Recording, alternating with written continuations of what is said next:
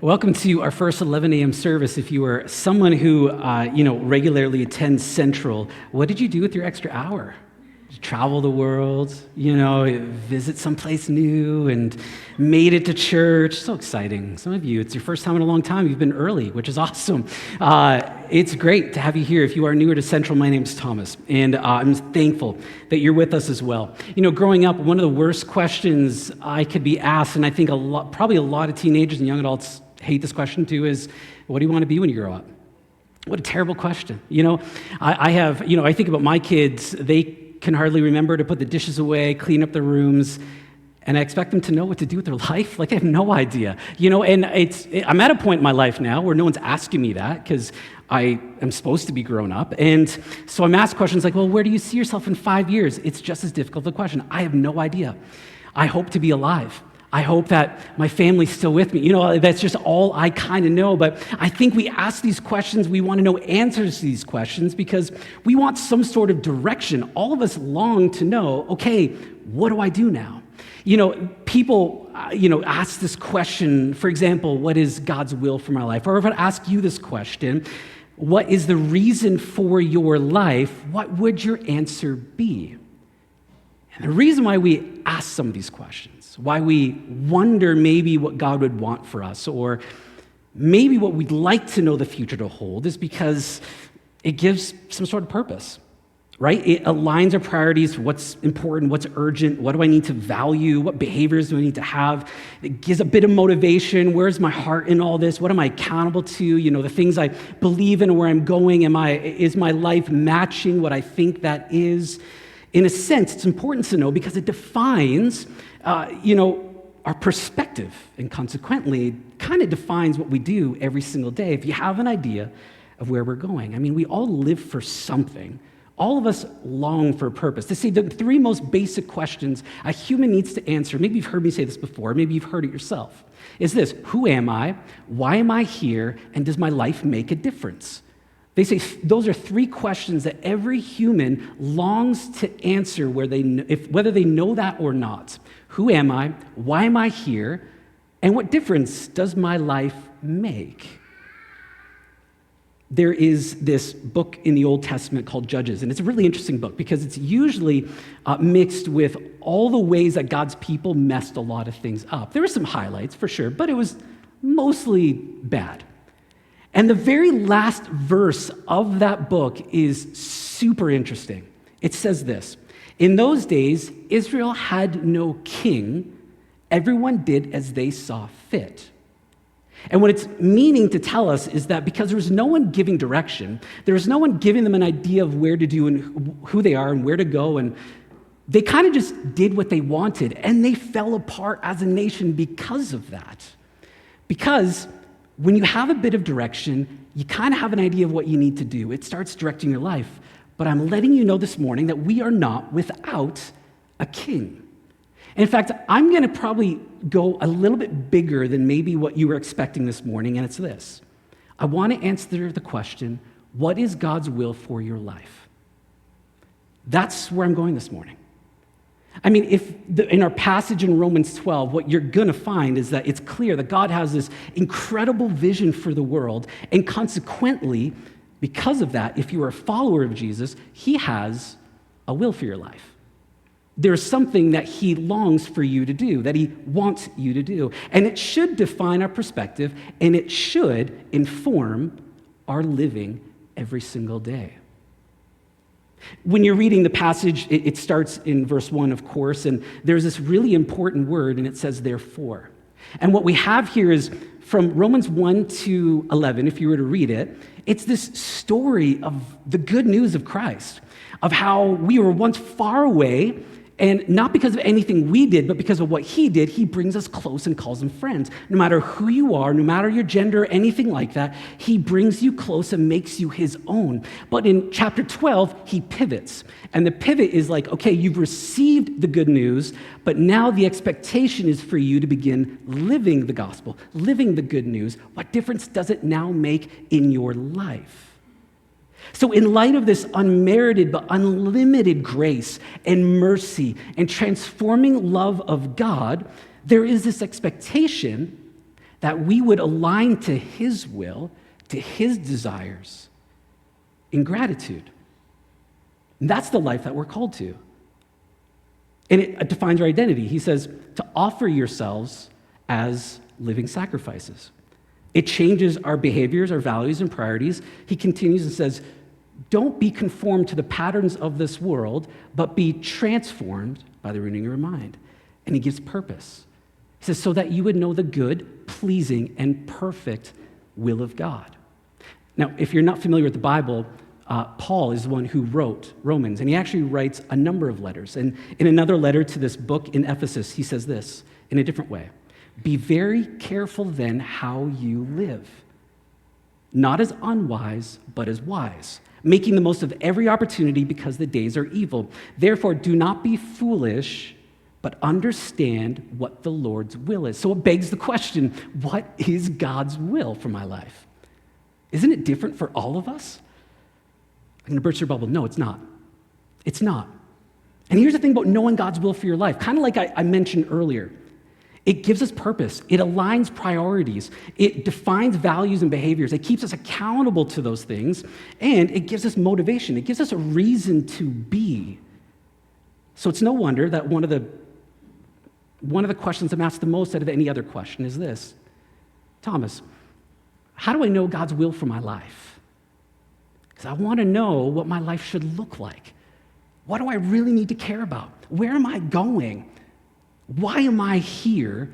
Will my life make a difference? I want my life to make a difference. What is God's will? And I'll say this, God has a will for you no matter who you are in this room. If you've been following Jesus for 183 years, he's got a will for you. If you've been following Jesus yesterday, he's got a will for you. If you don't follow Jesus, surprise, he has a will for you too. If you are a stay-at-home parent, he's got a will for you. If you are a lawyer, a banker, a teacher, a burger flipper, he's got a will for you. He's like Oprah. Look under your chairs, everyone gets a will. That's kind of the way that God has placed it. Everyone, God has a will for you, a purpose for your life. What is it?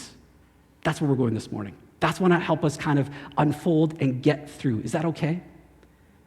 The one thing that I want you to know, and we learn in this passage is this, is that the will that God has for you is actually bigger than you think. There is this famous actor, maybe you know him, his name is John Krasinski, and he played Jim in The Office.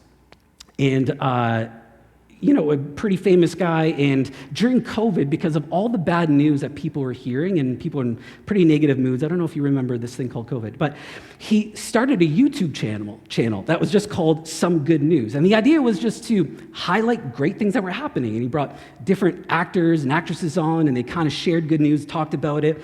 And I want to give you some statistics. So it debuted on YouTube on March 29th, 2020, and accumulated over 300,000 subscribers overnight. The first episode appeared on YouTube's trending page and was viewed 3.1 million times one day after being updated. And it had been viewed 12 million times just a few days later. Within the first 8 weeks, the 8-episode series drew in over 72 million views and 2.58 million subscribers, even winning an award.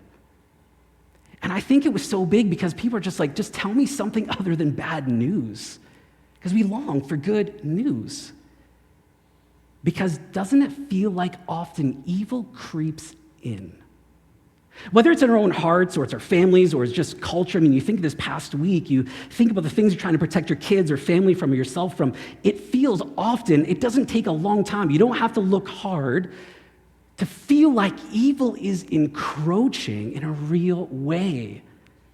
So what do we do? Do we hide?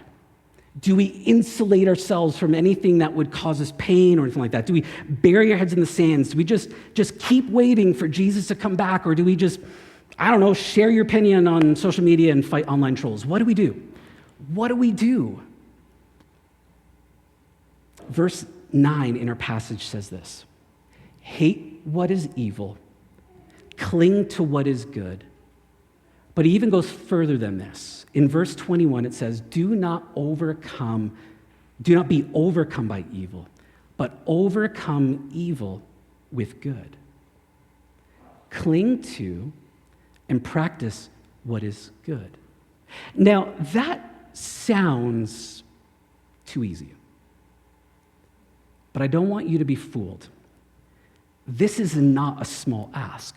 Think about it. Think, what kind of good would this be? Well, first of all, if you're reading the passage, you got to understand, when push comes to shove, the kind of good that Paul is directing us to do is the kind of good that can overcome evil.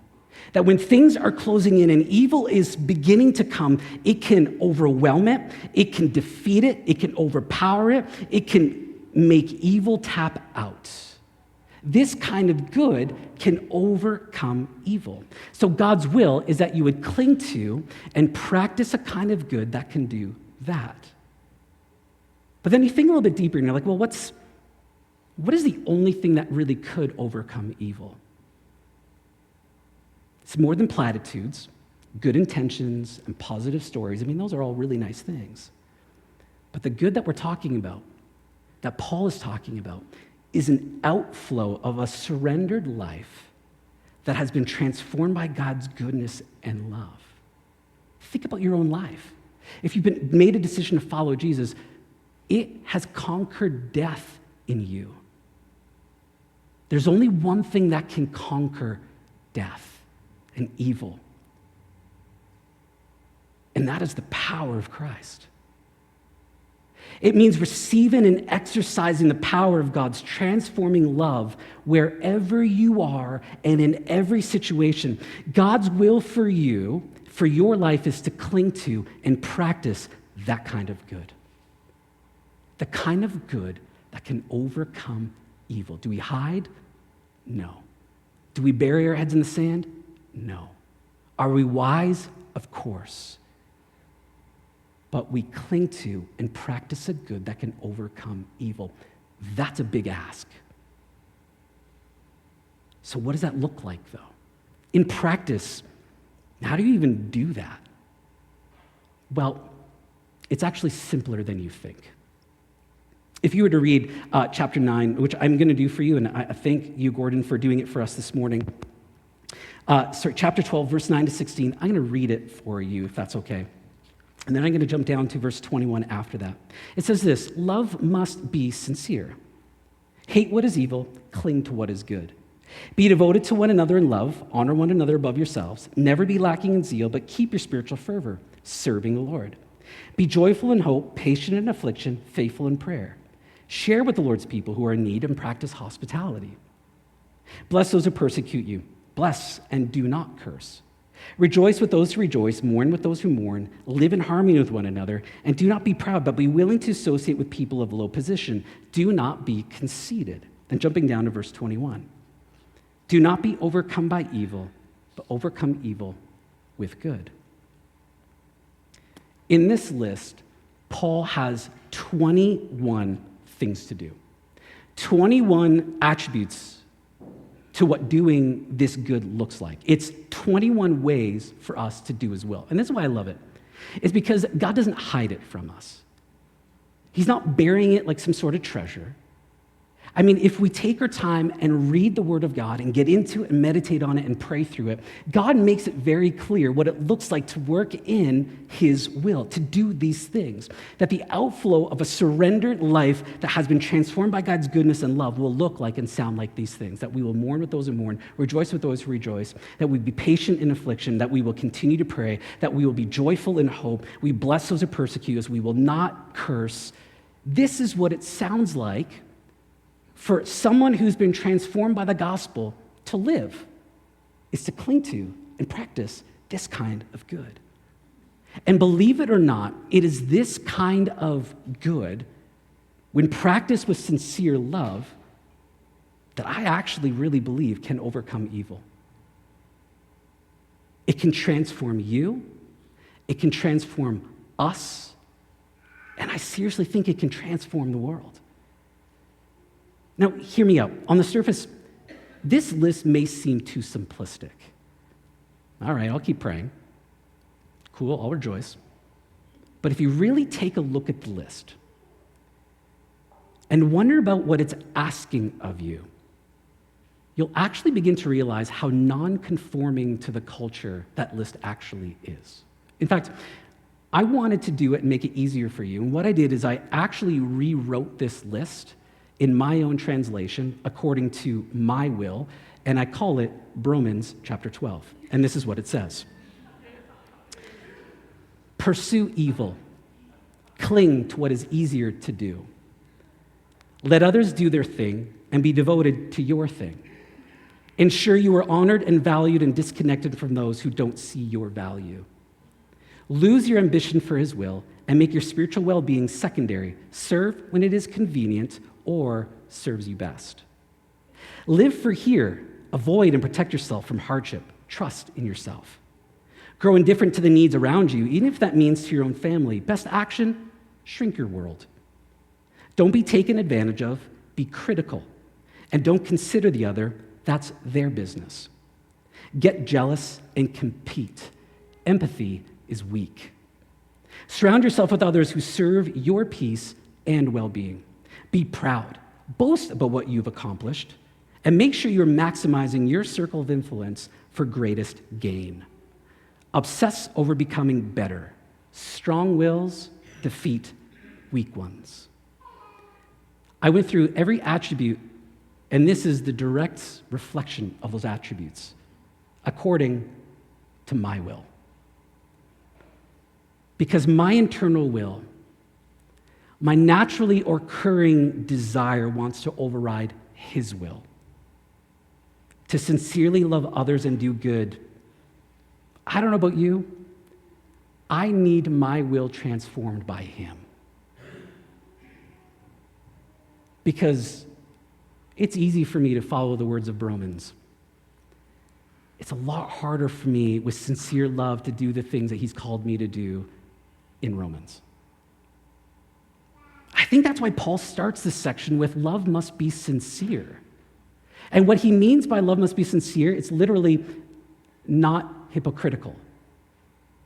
That there's not a sense of gain out of it, but you're doing it because you have truly been transformed by God and you are in love with doing this for other people. And I got to tell you, that's not me all the time. At all. And I think that's the point. It's reminding us that we can't do it on our own, and that's why I love Paul. He also writes this book to the church in Galatia, and he says this, the fruit of the Spirit is love, joy, peace, forbearance, kindness, goodness, faithfulness, gentleness, and self-control. And I got to tell you, if you take that list of 21 attributes, they all fit into that fruit of the Spirit. The basis of our ability to do it is being empowered by the Spirit of God to be transformed. This is probably why when Jesus was teaching us to pray, he said this, pray, your will be done, your kingdom come on earth as it is in heaven. And here's what we can't miss.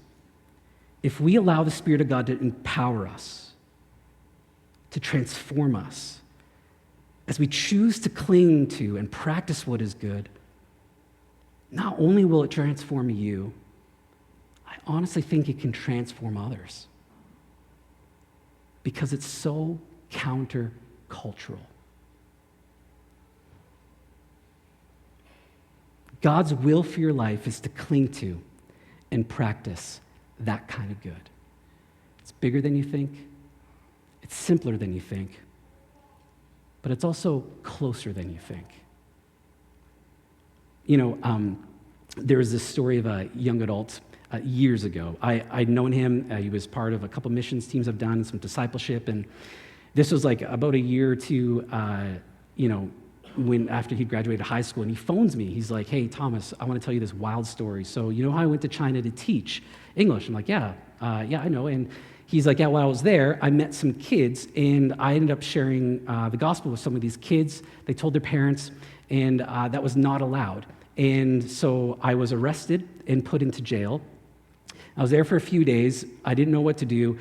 Then he explained how he had this, I can't remember the exact details, but he explained how there was he was miraculously let out of prison or out of the jails, and he had a sympathetic jailer who sent him to the consulate. They're able to get his stuff back and send him home at night. And he tells me this wild story. I'm like, oh my goodness, this is incredible. A couple months down the road, he called me. He's like, you know that story that I told you about China? I'm like, yeah. He's like, yeah, that was all a lie. None of that happened. I realized I have a real bad time with lying, and I was like, yeah, you could tell me. And And he's like, I have a bad time with lying, and I kind of made it up because I was really scared because things just didn't work over there like I thought they were. And it's really interesting because, for about 15 years, I worked with youth and young adults mostly, and the one thing I'd hear all the time is, what are you going to do after you graduate? Backpack in Europe, like 90% of the time, right? Because I want to go and find myself. I said, you know what's the problem with going somewhere else? You're still there, and it sucks. You're going to find that you're still there. And all the problems that you hope to run away from, they just seem to just stay here. I bring that up because it is so clear in this passage that Paul commands that we start right here among each other. That you and I will not discover God's will for our life somewhere out there. He has designed it that we are called to cling to and exercise this kind of good first among each other. Because we won't find it anywhere else. I mean, you read the passage, and there's a reason why it flows the way it does. You know, the first couple verses are about us and God, and then for basically verse 3 all the way down, almost right to 16, it is about our relationship with each other, of finding God amongst each other. And we read in verse 4, for just as each of us have one body with many members, and these members do not all have the same function, so in Christ we, though many, form one body. And listen to this, and each member belongs to all the others. Verse 10, be devoted to one another in love. The majority of these 21 attributes are about our relationship with God and our relationship with each other in this community, central specifically. God's will for your life is to cling to and practice that kind of good, starting with each other. It starts here. There's no other way around it. For someone to say, I cling to Jesus, not his church, that doesn't make sense. This is his bride. You cannot neglect the thing he loves the most and say you love him. This is where it happens. It's right here. This is how we work out and practice thinking and doing good. It's rubbing shoulders with people who really annoy you and having mutual sanctification through that, going, you really annoy me. And they're like, well, you do too. And like, I didn't know, I know. Let's forgive and move on. We just grew. Beautiful. You know, like it's all these places where we're practicing it. This is where he calls us first, is to one another. I'll give you another example. You want to know who I really am? Me, Tomas. How spiritual I may be, or devoted, or loving, or good? The best people to ask is actually not my staff. It's probably my wife. It's my kids. That's how you're going to really know who I am. That when things are not going my way, how am I really? When I'm frustrated, how do I handle that?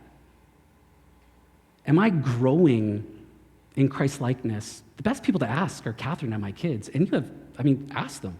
That's not a brag. That's very fearful for me. Ask them. But that's the reality. It is very easy to pretend who we are until your very family knows the real you. And this is the safest place, because this is where we all understand that it's by the grace of God that we are being transformed. John 13, verse 35, Jesus says, by this everyone will know that you are my disciples, if you love one another. A clear, direct sign of a follower of Jesus is not just attending, but actively involved in practicing transformed living. It's this collective and mutual transformation that we walk through together. It's the same reason why, I think the other part of why I think this is so important for understand, and you think of when you go on a plane and they ask you if something happens to put the mask on yourself before your kids. It's because they want to make sure that if you're healthy and you got what you need, you're able to provide for other people. And this is why I still think the church, the local church, can be the hope of the world and hope of the city. Because hear me out. If our home, if our church is safe, the unsafe may stay. If our home is healthy, the sick will find healing. If our home is forgiving, the shamed will find dignity. If our home is peaceful, the weary will find rest. If our home is transforming, well, the hopeless, they find hope.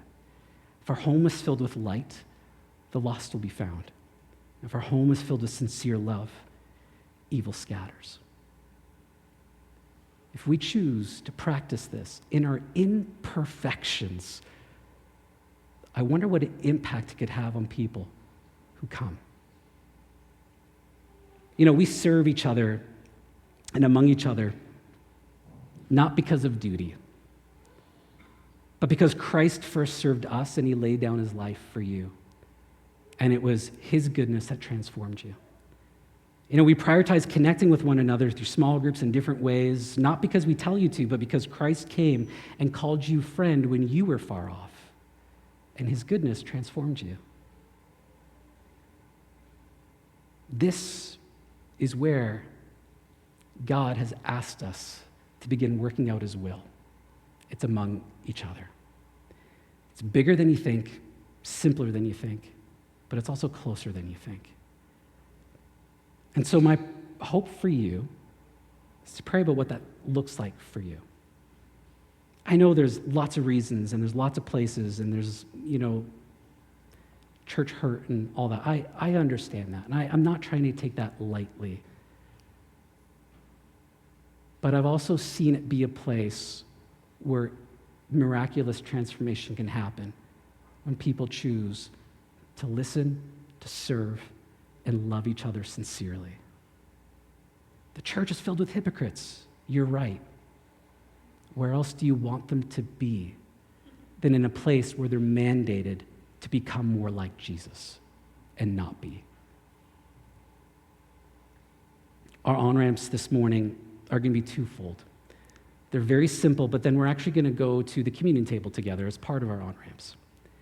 And I made them simple because I actually think this should be a process that we do, if not weekly, daily, is that we take time this week, today, to confess where we really do need God's transforming work in our lives. Because I don't know about you, but like my will often wants to overcome his.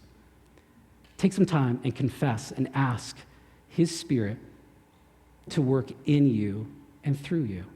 The second is to then walk in obedience, to actually practice doing good out of a sincere love. And this includes getting into the Word, knowing it, meditating on it, praying through it.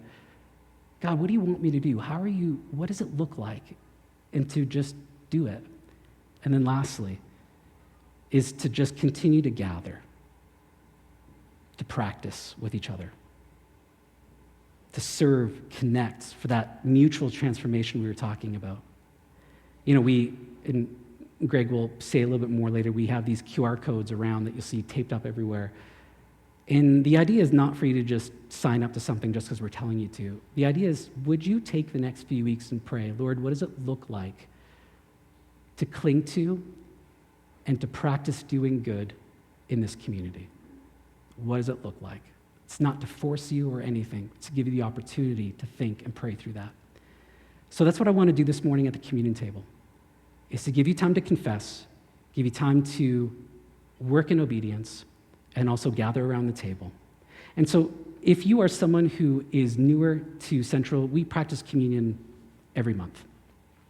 And part of it is we reserve communion for those who have made a decision to follow Jesus. And if you're here and you just have not made that decision yet, that's no pressure at all. We just invite you to just watch and observe what is probably the oldest Christian tradition ever. For over 2,000 years, the church has been doing this since the command of Jesus, and also as Paul writes to us. If you've got questions you want to talk about it, you can talk with me or any one of our pastors. We'd love to talk to you about it. But I encourage you to just watch. If you've not yet made that decision, but my encouragement to you, if you've made a decision to walk with Jesus, what I'm going to encourage you to do is, in a moment, there are 2 tables in the back, there's 3 tables in the front, like we always do every month. I encourage you to come and grab or take an emblem, take a cracker, take some juice. They're gluten-free, and you can go back to your seat. And I'd encourage you to take a moment and confess. Take a moment to not just confess, but to receive his incredible grace for you again, fresh and anew, and invite him to empower your living. Lord, where are you asking me to be obedient? And then I'll walk us through communion together, if that's okay. So I'll invite you to do that now, whenever you feel that you are okay to come and grab an emblem.